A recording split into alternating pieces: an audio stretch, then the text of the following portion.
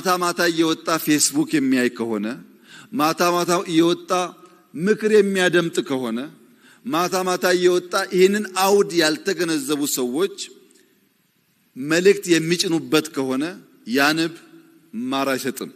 ቀፎ እዚህ ነው ያለው። ልባችን እዚሁ ይሁን።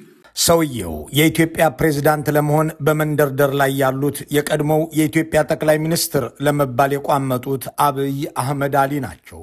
እንዲህ ያለ ነገር ላይ ተመካከሩ፣ እንዲህ ያለው ላይ ሳትነጋገሩ፣ እንዲህ ብላችሁ ግን ሐሳብ እንዳታነሱ፣ ፌስቡክ እንዳታዩ ወዘተ እያሉ መመሪያ መስጠታቸው ሳይበቃ የግል ሚዲያ ለዘገባ እንዳይገባ ብለው እየከለከሉ ያዘጋጁትን 4000 ኦህዴድ ሰራሽ ካድሬ የተጠራበትን የአበል ስብሰባ ብሔራዊ የምክክር ጉባኤ ሲሉ አፊዘውበታል። ይህ እንደሚሆን ከ2015 ዓ.ም አንስቶ ኢትዮ ፎረም በተለያዩ ጊዜያት ሲዘግብ እንደነበር አይዘነጋም። አብይ አህመድ የራሳቸውን ህገ መንግስት ጽፈው ሊመጡ መስፍን አርያንና መሰሎቻቸውን እንዳሰማሩ ዓላማቸውም በጠቅላይ ሚኒስትርነት 13 ዓመት በፕሬዝዳንትነት 10 ዓመት በጠቅላላ ለ23 ዓመታት ማለትም እስከ 2033 ዓ.ም ድረስ መሪ ሆኖ መዝለቅ መሆኑን የኢትዮጵያ ቀጣዩ ፕሬዝዳንት በሚልና ሊደራደር የተዘጋጀው ፋኖ የቱ ነው በሚሉ ርዕሶች በሰራናቸው ጥንቅሮች እንዲሁም በተለያዩ ጊዜያት ባሰራጨናቸው ልዩ ልዩ ዘገባዎች ወደ እናንተ ማድረሳችን አይዘነጋም። እነሆ ጊዜው ደርሶ ሚሊዮኖችን በመግደል ታሪክ የመዘገባቸው ዛሬም አያሌዎችን የሚገድል ጦር ያሰማሩትና በየቀኑ ሲዋጉ የሚውሉት ጠቅላይ ሚኒስትር ኑ ፕሬዝዳንት አድርጉኝ ብለው 4000 ካድሬዎችን ጠርተው ተከርቸም ገብተዋል።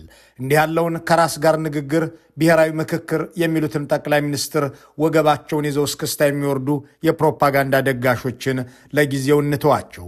ይህ ስብሰባ አብይ አህመድ ኢትዮጵያን የባሰ ወደ መቀመቅ የሚከቱበትን፣ መተላለቅ የሚፈጽሙበትን፣ በአጠቃላይ የበለጠ ችግር ፈጥረው የሚያወሳስቡበትን እድል የሚያገኙበት ከመሆን ያለፈ ውጤት የለውም የሚለውን ያልተስማማ ካለ እሱ የኦህዴድ ብልጽግና ዘኪ ያስነከሰው ሰው ብቻ መሆን አለበት። ላለፉት 4 ዓመታት አብይ አህመድ ፕሬዝዳንት ሆነው ሊመጡ ነው እያልን በተደጋጋሚ የዘገብኑን ነገር እውን ለማድረግ የተዘጋጀው ይህ መድረክ የመንግስቱ ኃይለማርያምን የመጨረሻ ሸንጎ ይመስላል የሚለውንም እንትወው።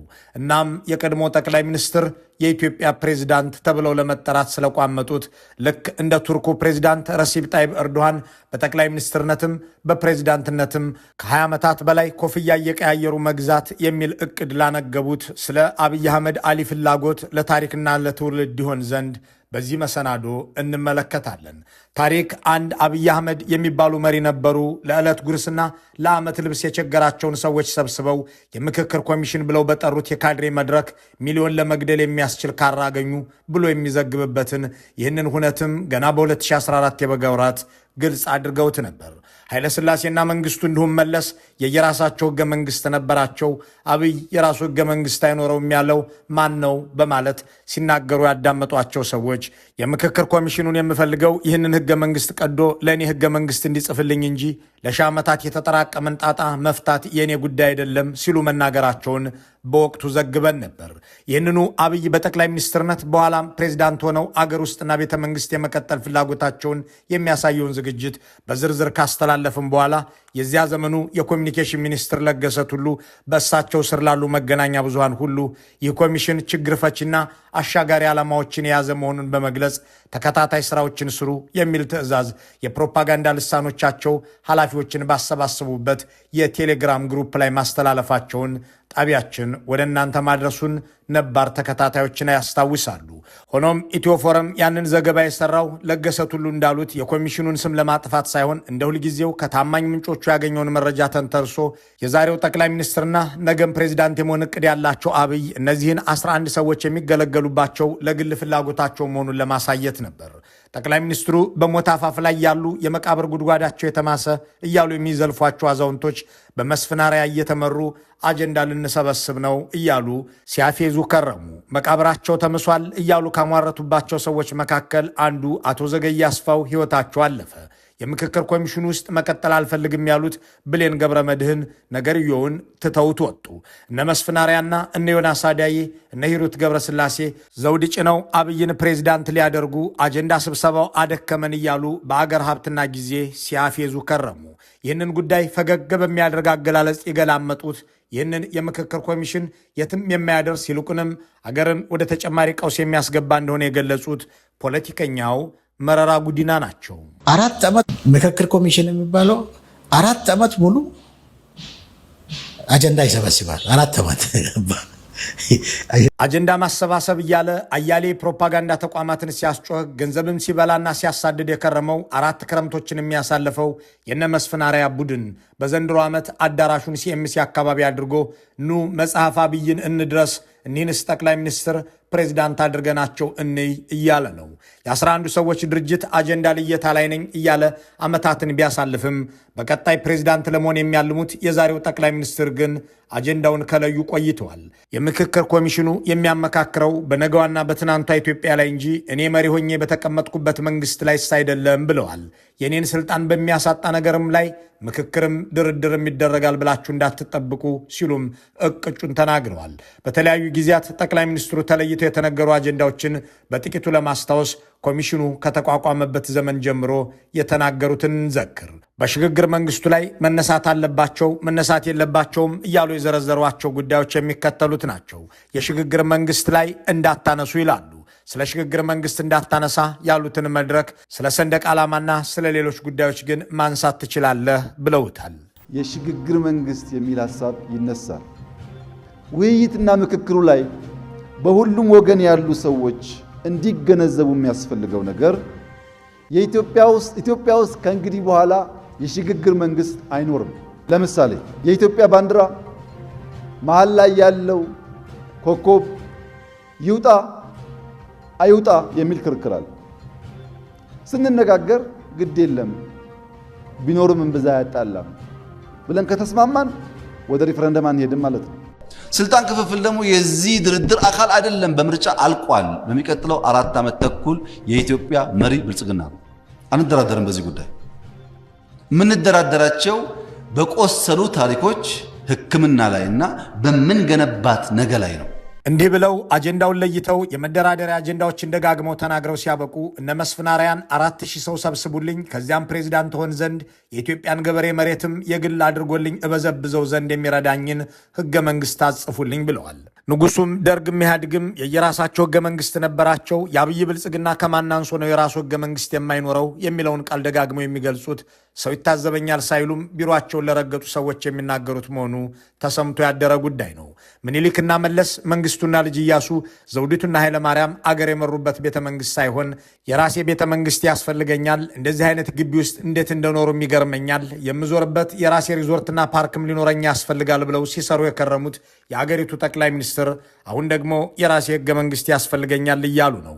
እንደ ነፍሰ ጡር አማረኝ የሚሉት ነገር የበዛው ጠቅላይ ሚኒስትሩ ጦርነት አማረኝ፣ የታደሰና የሚያብለጨልጭ ቢሮ አማረኝ፣ የ10 ቢሊዮን ዶላር ቤተ መንግስት አማረኝ፣ ከተማ ማፍረስና ህዝብ ማፈናቀል አማረኝ ብለው አሁን ህገ መንግስት አማረኝ፣ ፕሬዚዳንት አማረኝ ከሚለው ላይ ደርሰዋል።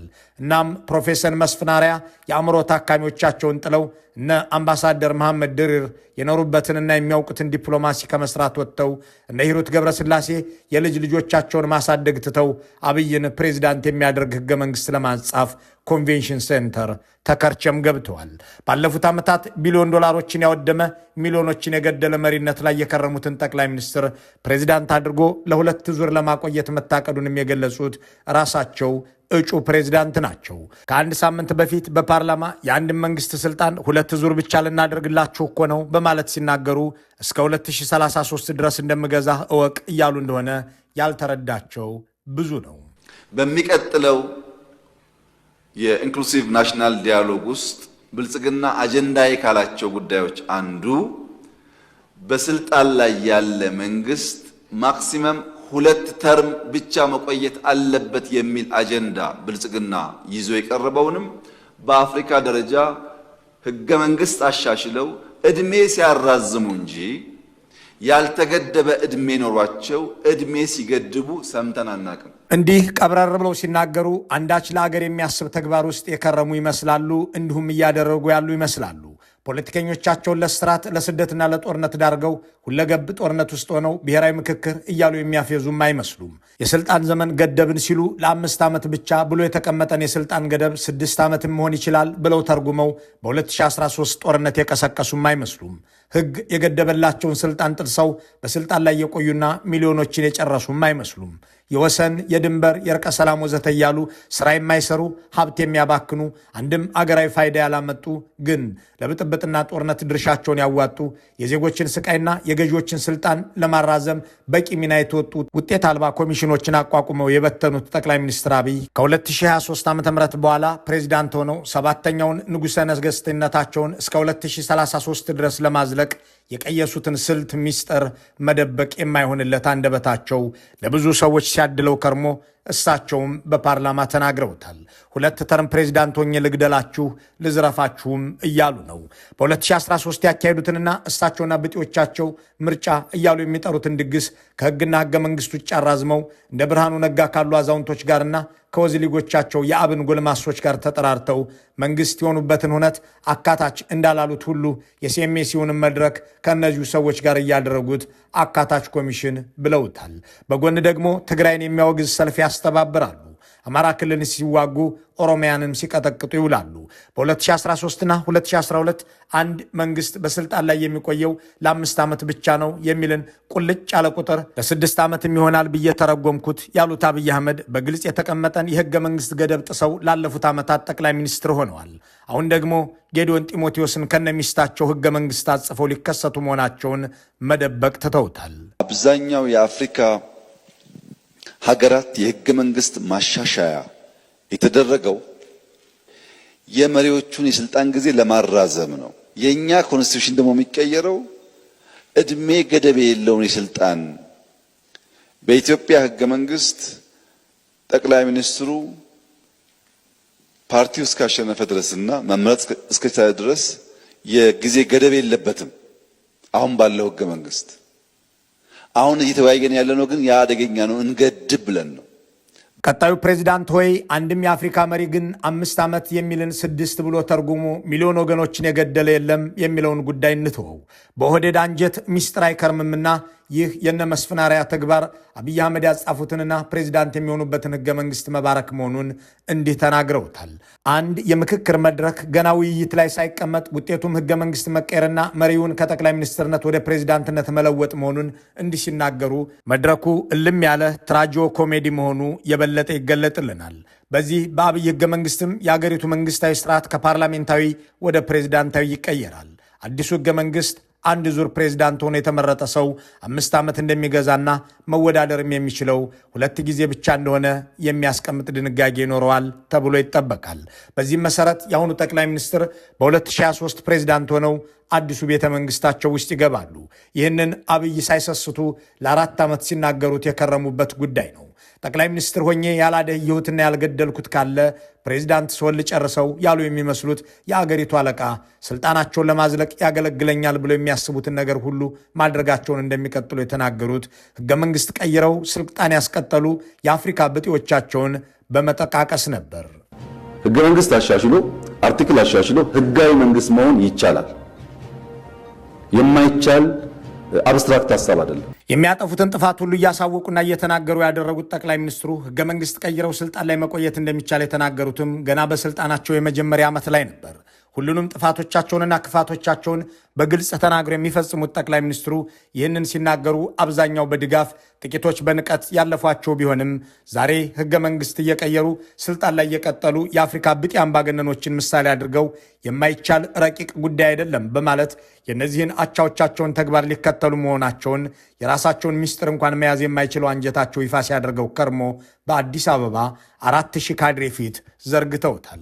በንግግራቸው ላይ በግልጽ እንዳስቀመጡት ህገ መንግስት የሚቀየረውም ሆነ የሚሻሻለው ለህዝብ ጥቅም፣ ለአገር አንድነትና ለሰላም ማስጠበቂያ አሊያም ለአገር ዲሞክራሲ ማምጫ ሳይሆን በስልጣን ላይ ለመቀጠል ብቻ ነው። ጠቅላይ ሚኒስትር አብይ ቅቡልነታቸው ተንኮታኩቶ መንግስታቸውን የሚፋለሙ ታጣቂዎች እንደ አሸን በፈሉበት የህዝብ ቅሬታና የኢኮኖሚ መቃወስ በተባባሰበት ሁኔታ ይህ ህገ መንግስት የመቀየር ሐሳባቸው አገሪቱን ለማፍረስ የሚመዘዝ የመጨረሻ ካርዳቸው እንደሆነ አንስተው ሐሳብ ለሰነዘሩ የቅርብ ወዳጆቻቸው የሰጡት ምላሽ ግልጽ ያለ ነው። አፄ ኃይለ ሥላሴም ሆነ መንግስቱና መለስ የየራሳቸው ህገ መንግስት ነበራቸው። አብይ የራሱ ህገ መንግስት አይኖረውም ያለው ማን ነው? እነሱ ከዚህ የባሰ የኢኮኖሚ ድቀትና ድህነት ውስጥ ሆነው የራሳቸው ህገ መንግስት ከነበራቸው እኔ ሳደርገው ነውር የሚሆነው እንዴት ነው? የሚል ማብራሪያ ሰጥተዋል። አሁን ያ ሁሉ ነገር የሚፈጸምበት ጊዜ የደረሰ ይመስላል። ጠቅላይ ሚኒስትርነት በቃኝ ያሉ የሚመስሉት አብይ አሁን ደግሞ ፕሬዚዳንት ሆኜ ይህንን አገር ልምራው ብለው ወስነዋልና የምክክር ኮሚሽን ብለው ያሰባሰቡትን የካድሬ ቡድን በኮንቬንሽን ሴንተር አጉረዋል። ይህ ኮሚሽን እንደ ብርሃኑ ነጋና እዮም መሳፍንት ካሉ የዘመናችን ወዝሊጎች እንደ በለጠ ሞላ ካሉት የአብይ አየለ ጫሚሶች ውጪ የደገፈው የለም። የኦሮሞ ነጻነት ሰራዊት ኦነግና ኦፌኮን ጨምሮ በኦሮሚያ ውስጥ የሚንቀሳቀሱ አብዛኞቹ ፓርቲዎች፣ በትግራይ ገዢው ፓርቲ ህወሓትን ጨምሮ ሁሉም፣ በአማራ ክልል ታጥቆ የሚንቀሳቀሰው ፋኖና በሌሎችም አካባቢዎች ያሉ ፓርቲዎች ይህንን ኮሚሽን እንደማይቀበሉት ብቻ ሳይሆን እንደ ጠላት ቆጥረው እንደሚታገሉትም ደጋግመው ተናግረዋል። እሳቸው ግን በ10 ቢሊዮን ዶላር በሚያሳንጹት ቤተ መንግስት ውስጥ ሆነው ለተጨማሪ 10 ዓመት በፕሬዚዳንትነት ኢትዮጵያን ለመምራት በማለም ላይ ናቸው። በዚህም መሰረት በ2010ና 2011 የእርቀ ሰላምና የወሰን ኮሚሽኖችን አቋቁመው ለጦርነትና ለምርጫ ማራዘም እንዲሁም ለስልጣን ማስቀጠያ መሳሪያ አድርገው እንደተጠቀሙባቸው ሁሉ አሁን ደግሞ የምክክር ኮሚሽን ብለው ያቋቋሙትን ስብስብ የሚያመካክር ሳይሆን የእሳቸውን ስልጣን በሌላ ኮፍያ እስከ 2033 የሚያስቀጥል ለማድረግ ወስነዋል። እናም የራሳቸውን ህገ መንግስት አውጥተው ንጉሥ ኃይለ ሥላሴ ለምንወደውና ለሚወደን ህዝባችን ህገ መንግስት ሰጥተናል እንዳሉት ሁሉ ሰባተኛው ንጉሥ ነኝ የሚሉት አብይም ለበልጻጊው ህዝባቸው ህገ መንግስት አበረከቱ መባልን ይሻሉ። የንጉሥ ኃይለ ሥላሴን ህገ መንግስት የጻፉት ደጃዝማች ተክለሐዋርያት ተክለማርያም ነበሩ። የሰባተኛውን ንጉሥ ህገ መንግስት ደግሞ ሐና ራያ ሥላሴ ከባለቤታቸው ጌዲዮን ጢሞቴዎስ ጋር ሆነው እንዲሁም ከመስፍን አራያ ጋር ሆነው ይጽፉታል ተብሎ ይገመታል። መልካሙን ሁሉ በመመኘት በዚሁ እንሰናበታለን።